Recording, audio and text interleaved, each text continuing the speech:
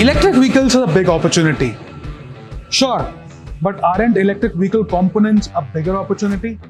We're here today standing at the SMT lines of Uno Minda's facility, which specializes into EV systems. Even bigger opportunity for a lot of component makers today is a transition towards becoming a system integrator. To discuss the same, today we will be talking to Mr. Ravi Mehra, who has recently become MD of Uno Minda, and this is his first interview after becoming MD, and also this is your first look at Uno Minda's specializing into EV systems.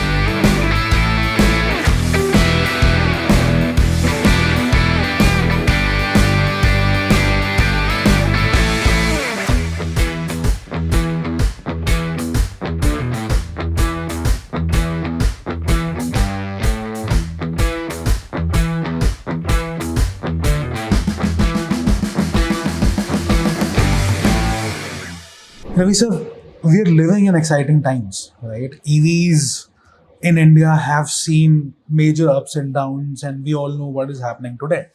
What is your take on the current EV manufacturing ecosystem in India? I think the current EV manufacturing is evolving, and there have been few players who came and probably they don't exist anymore.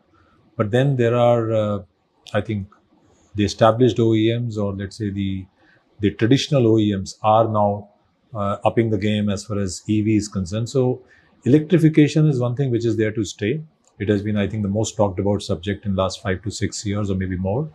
The pace of electrification is something which is anybody's guess, but it's there. It's going to be there, and it's going to be a significant part of the auto industry, be it the two-wheeler, three-wheeler, or passenger cars, or maybe other segments as well. So this is going to be there for sure. It's a matter of how much and within how much time. So that's definitely holds a lot of potential going forward. Interesting. One of the strongest keywords from what you've just said is evolution, right? Traditionally, we know Uno Minda as a component maker, as a component supplier, but slowly and gradually, we're seeing a shift in Uno Minda's strategy of becoming a system integrator. Is that something that we're catching in all its true sense, or is there a even bigger picture that we're missing? So let me tell you, I think how Uno Minda has evolved over last so many years is that from, let's say, a build-to-print supplier initially, we have got into many proprietary products, and which we have been supplying to different OEMs, which are either our own IPs, or let's say which we have got through our different partnerships in JVs or technical license agreements. So we have been, yes, you're right, in terms of our positioning, we have been a component supplier. But then now here we have a change in strategy where we are looking at three-pronged strategy. One is how to make our current products smarter, and the second is to get into newer products which don't exist in Uno Minda portfolio today, and that's where the EV components come in. And the third is, of course, providing system solutions and be the system integrator for some of these components. So this is a broad level strategy on which we are working. As far as EV components are concerned, of course, we have for two-wheelers and four-wheelers, we have the options which we can offer to the customers in terms of independent components or in terms of integrated components also. So yes, we are changing our positioning from just being the component supplier to a company which can supply systems, and we have many products which are actually complementary, and we can create systems out of it, and we are doing some of it. But going forward, we would like to maybe, as per customer requirements, if they want components, we can supply components. If they want system solutions, we can give system solutions. If they want integration, even that is something we can do. Interesting. Build to print, 3 new strategies, and offering everything under one roof, if I got that correctly. When we say build to print, right, there were factories of Uno Minda which were established in that era, build to print era, and now there are factories which are being commissioned in this era. We are sitting in one, right, which was commissioned only about 2 years ago. How is the manufacturing processes changing from those build-to-print factories to these new, even system-focused factories? So I think you see, when I said build to print, I really didn't mean in that sense that we are just making the components. It applies mainly to things like castings or things like maybe plastics sometimes. But then I think the manufacturing has been also changing quite a lot from a very basic kind of manufacturing, more let's say labor oriented operations. Which required a lot of skills to make sure that you get the right quality.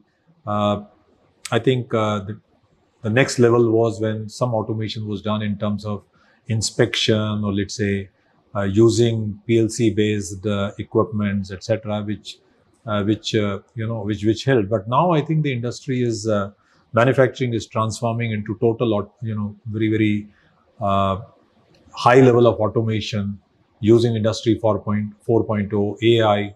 And as you get into more and more electronics, I think the conventional manufacturing does not really help.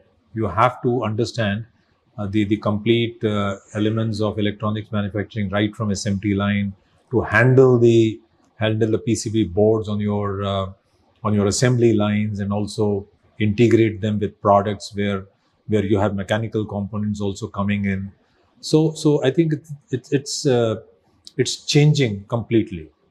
I think the face of manufacturing is changing completely, and it's becoming more and more advanced, more and more, let's say, less dependent on human skill, and that's where the vision-based inspection or the AI vision-based inspections, and also the AI-enabled process engineering. So I think these are all becoming the order of the day, and we are also, catching on this trend. Yeah. Everything that you've just mentioned, right? Is this a byproduct of Uno Minda now becoming a co-creator instead of just a vendor? Oh yes, oh yes. I think even the OEMs are not everyone, but quite a few of them are also changing tracks. They have been talking about that since this is a proprietary product, you know better than us. But then OEMs had also been kind of playing a significant role in defining its specifications and so forth. But then now I think the OEMs are quite open to jointly work on, let's say, the proof of concepts, on developing specifications together. So they spell out their boundary conditions, or what they exactly want in terms of the product performance, and then we are allowed to make our suggestions, make our proposals to them, which of course is they also evaluate, and then then we decide jointly. But then yes, this is happening. So they've been also talking about it. It's gone are the days when you just go by what has been mentioned to you as part of your RFI or RFQ. In fact, if something is missing, you need to come back and you need to co-create. So a lot of this shift is also happening at the end of OEMs. OEMs also want to do what they are best at, and they want to leave the component makers to do what they are best at. So it's using the power of both ends to create very strong and the advanced products. So that's how OEMs have started changing gears, and they are saying in so many words that they want to have co-creation concept, and they are doing it in many sense. Interesting. Would you give us some examples of complete EV systems that you may have worked with OEMs instead of standalone parts? Without naming any OEMs, of course. No, I'm not. Yeah, of course, I'm not supposed to, because some of the products are still under development. But yes, with some of the OEMs, you're working, for example, for two-wheeler EV. So there are separate components. So you have a motor, you have a motor controller. Now, some of the OEMs do the integration by themselves, but these OEMs, a couple of OEMs, have actually asked us to. We supply both the parts, and they said, "Can you integrate it for us?"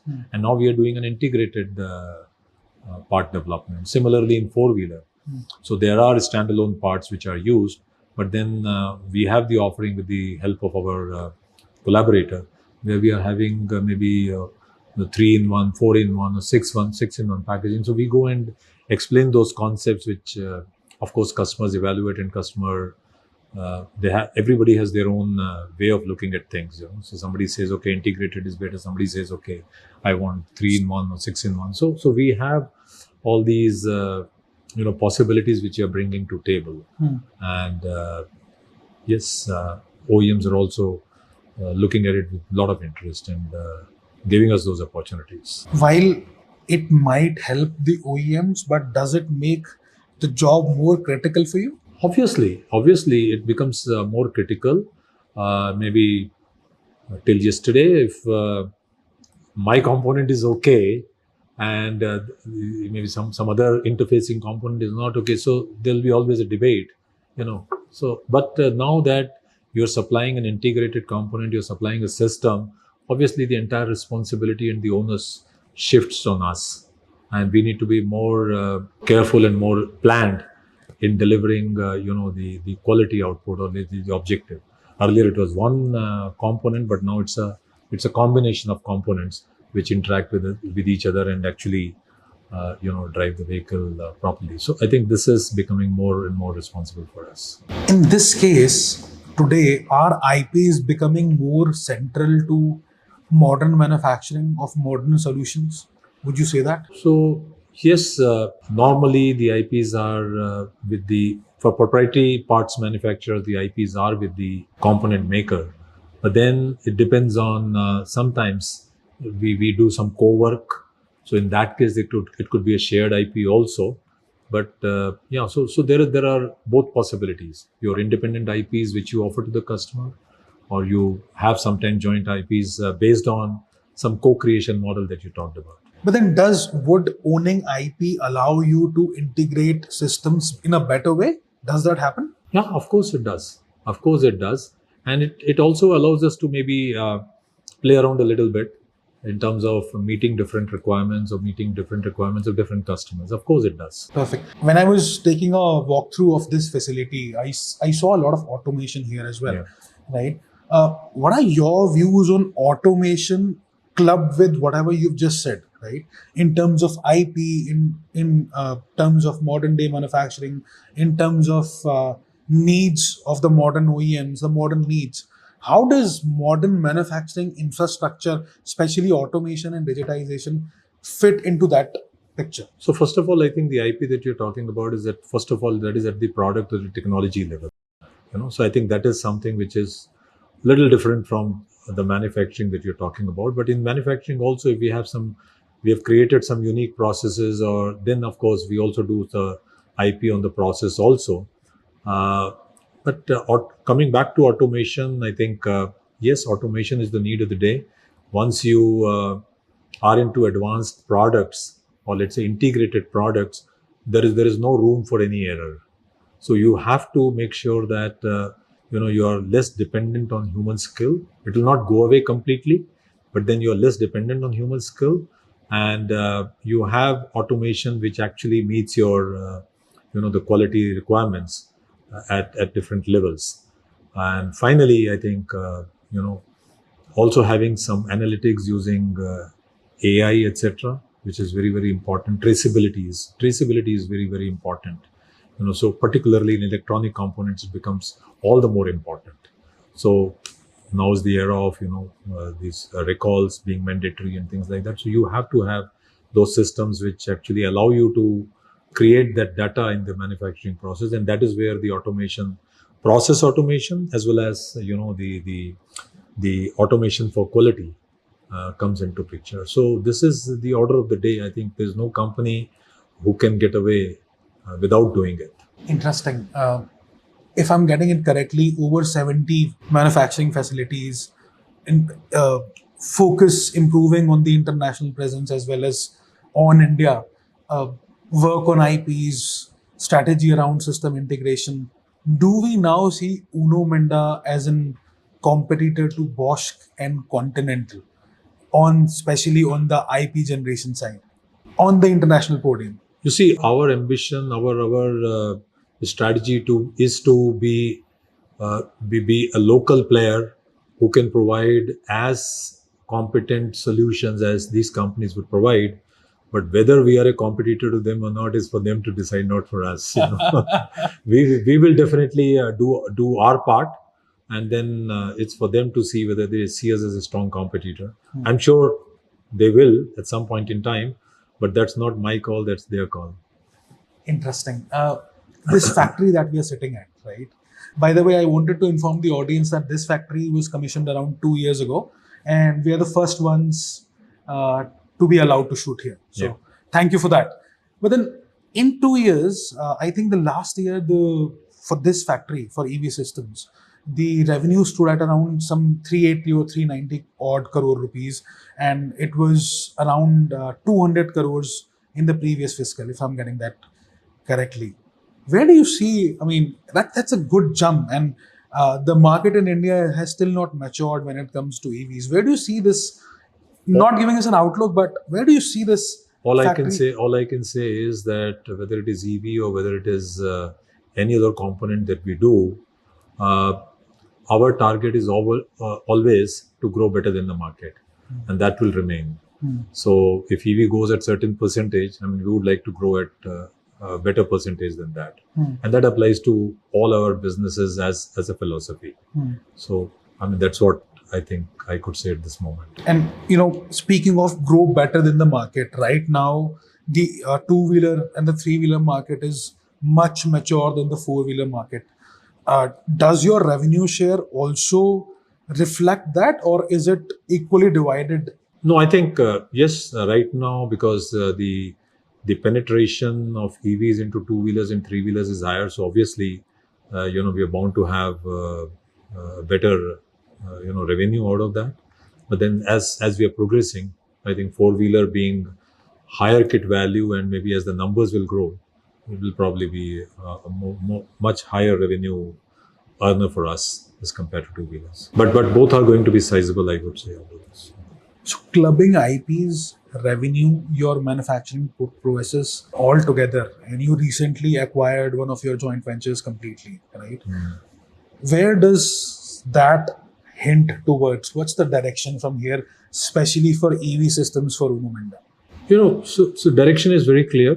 We want to be a significant player, and whichever product we get into, we don't just want to be a marginal player. We want to be one of the leading players for those components.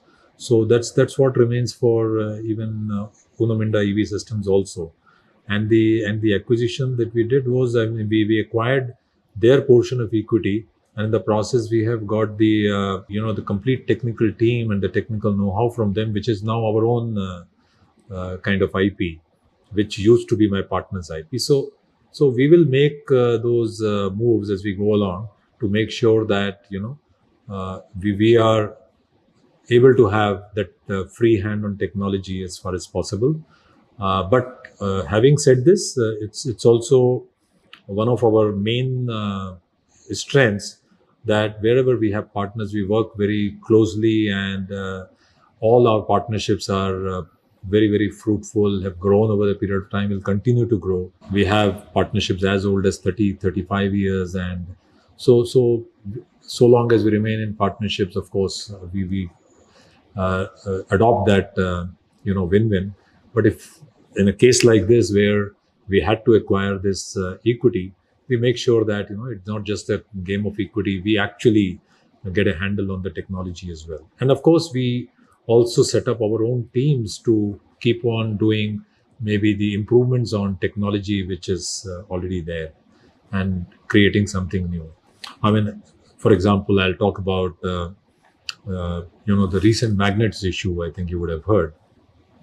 So although in some of the products where it's mainly used in sensors, it's used in some of the EV components. So we are all working on right now alternate technologies to de-risk this, because this is something which has come out of the blue, and we are working on alternate technologies, alternate materials to be able to do that. So this is done by Indian team along with the team which sits abroad, which has come into our fold now. So I think these kind of innovations, these kind of technology upgradation is something which we keep on doing in all our companies.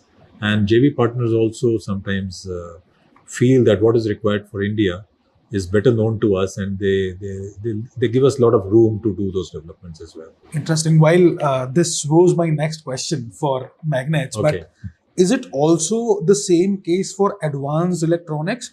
I ask you this because the vehicles of yesterday versus the vehicles of tomorrow, not only the BOM for OEMs is increasing in terms of advanced electronics, but the way these advanced electronics behave with the user as well as the vehicle, that is also increasingly getting critical. So, is the same? Is this for rare? What is the case for rare earth magnets? Is the same case for advanced No, electronics? I think I would say that slightly different, because in rare earth, you can have alternate materials or alternate technologies coming in to substitute use of magnets largely. But then when it comes to advanced electronics, is something which as the products get more and more sophisticated, then the not only the design but also the process controls become very, very critical. And as far as BOM is concerned, the semiconductor story, I think everybody's aware of. It's evolving for India, and as we go along and as the semiconductors start getting manufactured in India, so that will take some time.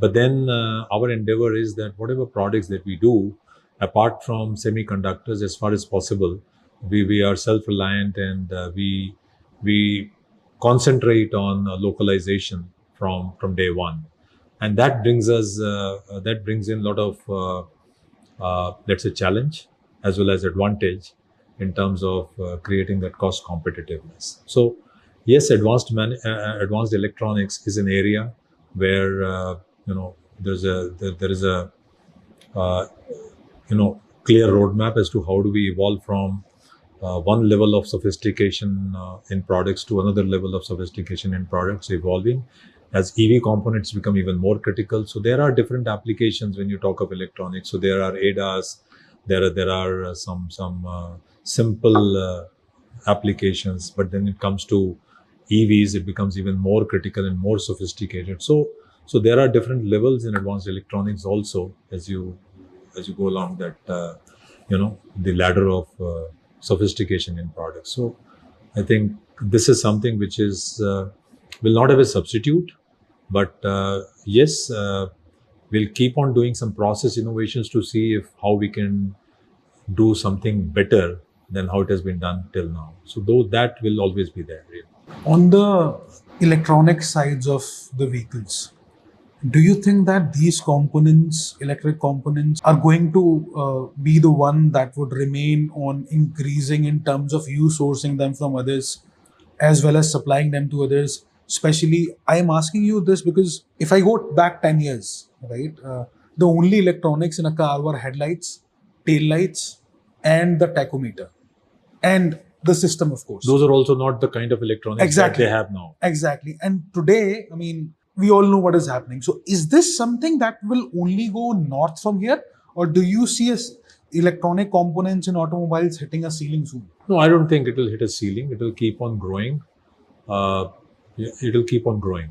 I think today, with the ADAS levels that we have in India, I think we have a long way to go, and this will only increase. So I don't think it will reduce. It will only go up because of electrification, because of ADAS, because of so many other components like products getting smarter. I talked about.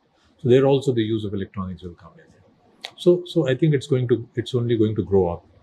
And as far as we are concerned, obviously we don't have any plans to get into semiconductors, but then we want to be self-reliant as far as possible in terms of, let's say, for example, SMT lines and having those critical processes under our control.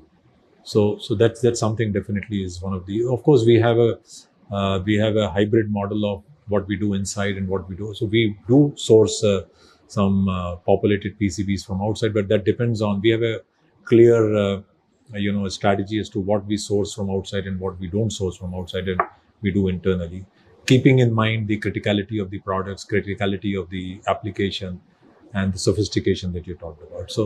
So I think this is definitely going to be increasing. So from the SMT lines that we had maybe 5 years back or 10 years back in the group, I think today it's just increasing every year. So every maybe 3 months, 4 months, we are adding lines in one plant or the other. Does that mean that the use of tools like simulation, virtual twins, Yeah. is that something that has seen a very sharp rise over the last 3-4 years? Yes, it is. It is growing, and that virtual simulation and digital twins is, of course, catching up.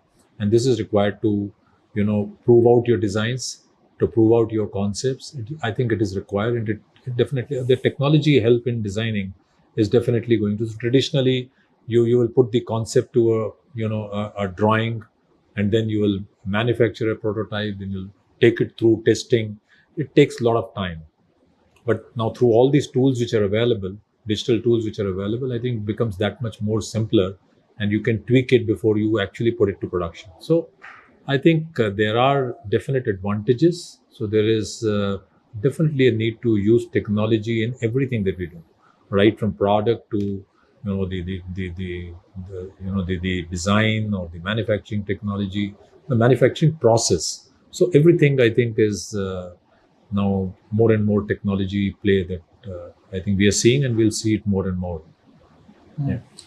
If you go to China, I think we have seen some companies where they've really taken the automation and the use of technology to the next level. So there's a lot to learn from them, and as a company, I think we are also watching or learning from China a great deal in terms of how they have transformed their manufacturing. For that China is much ahead of everyone else in EVs. So how they have done it and how they are, working today is a lot of lessons to be learned from us and learned for us, and we are doing our bit in terms of learning from there as well. Manufacturing is changing drastically, right? The needs of OEMs are changing drastically. Everything now requires more technological advancement. Uh, Tools that were never talked about are here. How is the challenge for skill set for you? So challenge for skill set is going to be there. It has been there and it will be there, because what's happening is technology is changing so fast. So you need to acquire, even people that you have need to acquire those new skill sets, to succeed. But then obviously, then when you have some new skill set requirement which is coming, then obviously you source from the market, and there is a competition, there is a fight to acquire the same talent pool that you have today. So many of the uh, multinationals have opened their the global design centers here, and that's because they find the Indian talent to be maybe more useful to for their global scheme of things. And so they are also taking away a lot of Indian talent which is available for outside India requirements. But then as Indian manufacturers, we definitely will have a lot of challenge. So we need to make sure that we make the work interesting, and we make the company interesting for them. And I think once we do that, the challenge is mitigated to a large extent. So skill is something which we need to constantly keep in mind. It cannot be taken for granted. One last question, Ravi sir.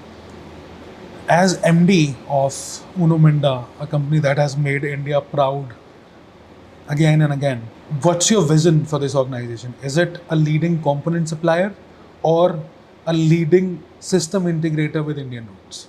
I think our vision is to lead, whether we are a component supplier or whether we are a system integrations or whatever opportunity comes in our face. We'll not say we'll only integrate systems or will not supply components. So it's whatever opportunity comes to work closely with the OEMs, we'll take that. And but one thing is for sure, like I said, we would like to grow always better than market, and also a leading player, or let's say a company which the OEMs want to work with. The OEMs want to develop new technologies, new components with, and that's what we would like to do. And on a very philosophical note, I mean, would like to continue to do that year after year, and past my tenure or maybe any future management. So that's something which we have as a DNA in the company, and we would like to make it stronger and stronger going forward. Perfect. Thank you, Mehra sir. Any final words for today before we? No, I think we often keep on talking about this famous saying that what got us here will not get us there is true for everyone, whether it's an individual, whether it's a company, or even the industry. So I think that's something which is very, very important, and everybody has to keep on embracing new things while protecting the strength of whatever has brought us here. And everybody needs to look forward. Everybody needs to be futuristic in their vision, not for the namesake, but for in real sense to actually imagine 5 years hence, 10 years hence, 15 years hence as to how the landscape will change and how do you remain relevant going forward. I think that's something which any company should do, and we are also doing that, and this is what I would say as a final comment here. Thank you, Ravi sir. This is Mukul Yudhveer Singh signing off for ET.